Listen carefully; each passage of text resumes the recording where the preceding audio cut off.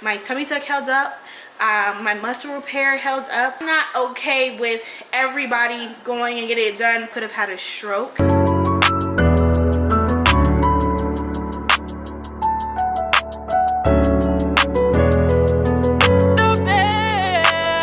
We are the strongest, you can't stop it.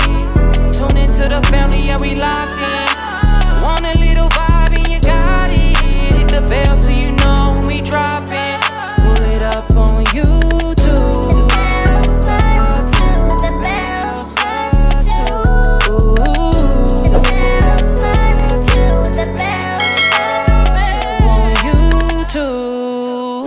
Hey y'all, what's up? This is my postpartum body. Back to my weight that I was before I got pregnant. I was 180 and I am 180 today. I did do like an update when I was 1 week postpartum, but I put that on the Reality of Ming on my vlog channel, so if y'all want to check that out, definitely check that out. My incision is low. It's actually lower than my tummy tuck scar. My tummy tuck scar goes hip to hip right here, and then my C-section scar is underneath that. They didn't want to do it on the actual tummy tuck incision because they said the scar tissue was too much, so they decided to go underneath, which I like because I really didn't want it to be like super high, and I also didn't want it to be on my tummy tuck line because I do keloid super easy. I do my C-sections, I didn't never keloid,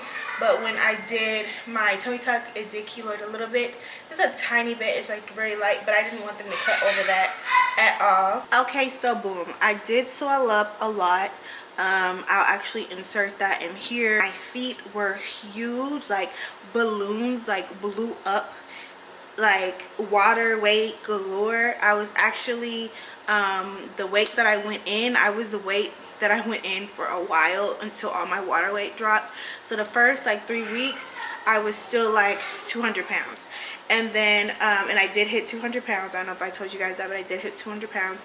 So once my water weight went away and like everything, like my face was swollen, like super swollen, my neck, my arms, my whole body, my stomach region, my hips, my butt, my thighs, like everything was super duper swollen for a good 3 weeks, 2.5 weeks. And I'm always like that with every C-section, but I did have high blood pressure, which was not okay.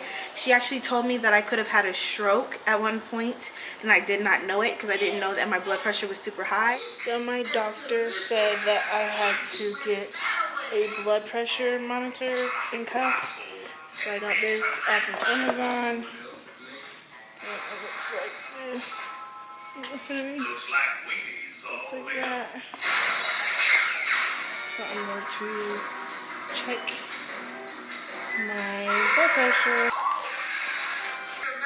Of course, I recognize that dirty.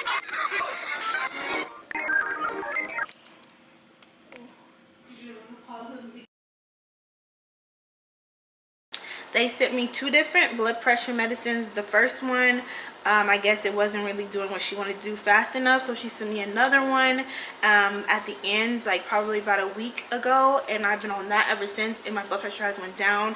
The highest it was like 170 or whatever. Like it was super duper high, and like I said, she said at that point I could have had a stroke and I didn't even know it. And when I did like a virtual appointment with her. I did my first appointment with her.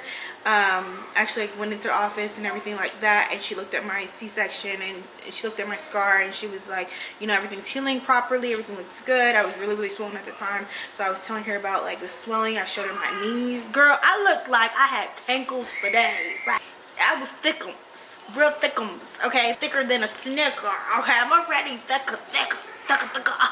Dr. Judy PhD in this beat, but it was like overload. Like I was like, what is going on? Am I gonna be stuck like this? Like what's happening? Am I gonna have these problems? Because I am technically, I'm not older, but I'm like older than I was with my other 2. So I'm like, you know, like body, get it together, heal it up. Okay, we do this. We does this. We knows how this rolls. We need to get it together. Luckily, everything healed great. It went back to its place.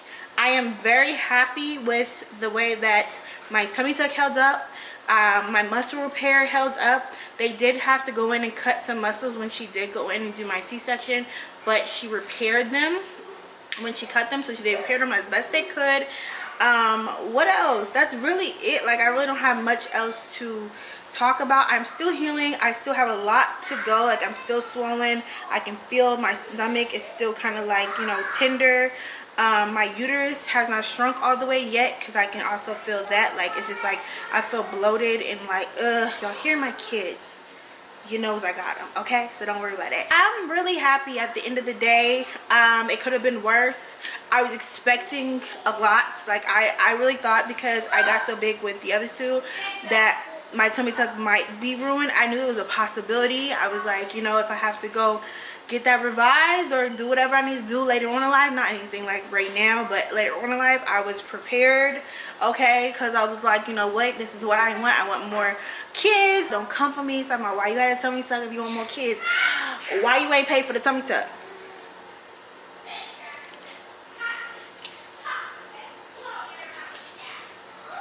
I'm waiting. I'm just waiting for the coins to drop it into my accounts tonight, okay? I ain't got time for y'all. If you want to pay for a surgery, if you want to help out, you know what I'm saying? Do I need to get a little cup? Do I need to get a little cup?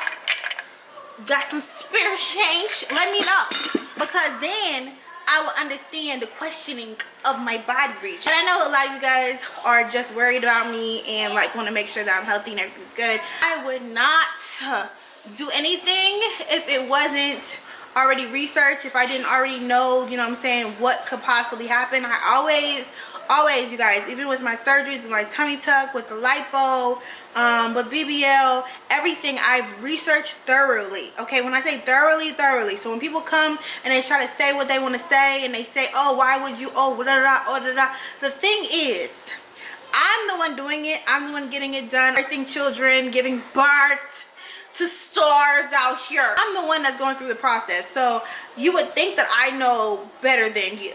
You know what I'm saying? Unless you already went through it and you could tell me a little bit about your experience.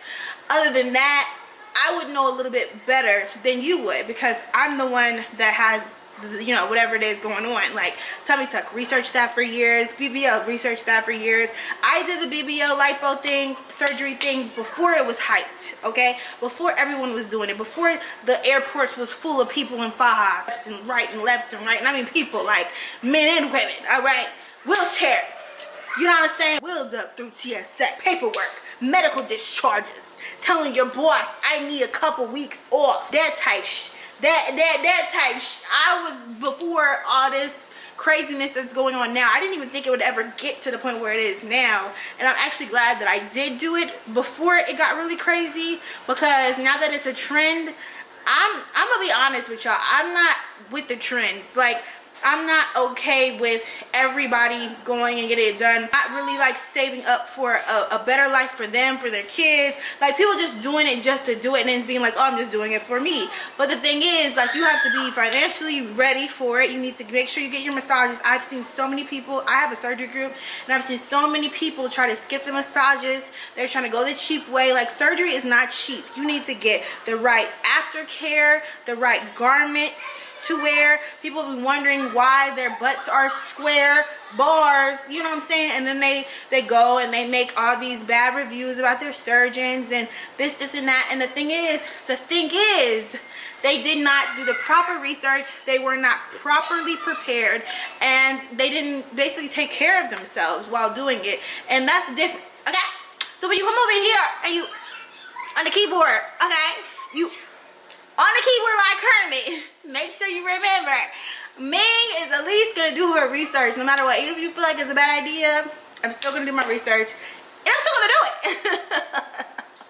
So with that being said, I birthed a blessing. She's beautiful. I hope you guys have seen her. If you haven't, definitely check out the vlogs and the videos and stuff. This was just kind of like a mini little update on me and my body. I'm gonna go because my children are off the chain in the background in their room, and before the baby even start crying, I'm a skedaddle, okay? If you guys have any questions about tummy tuck births, I guess having a baby, getting pregnant after having a tummy tuck, I was a year and a half post-op when I got pregnant with her, I believe. Yeah, a year and a half post-op.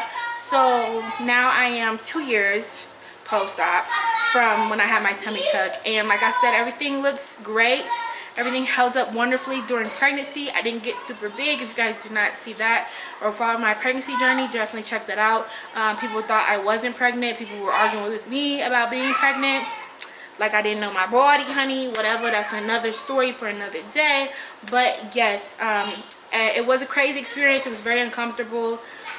It did not hurt or like burn or anything like that, but it was very, very uncomfortable. Stretching, could not breathe, couldn't eat for real. Like that's probably why I didn't gain as much weight, and I'm already back to my pre-pregnancy weight. It's probably because I didn't eat that much, but it was a struggle. It was a struggle, I'm not gonna lie. It was a lot, but I get really sick with, you know, being pregnant anyway, and I lose weight from being super sick and throwing up. So that's what happened at the beginning. I lost like 20 pounds, and then I gained that back. So I overall gained about 20 pounds in this pregnancy. And yes ma'am, like I said, comment below. I'll talk to y'all in another video. Okay.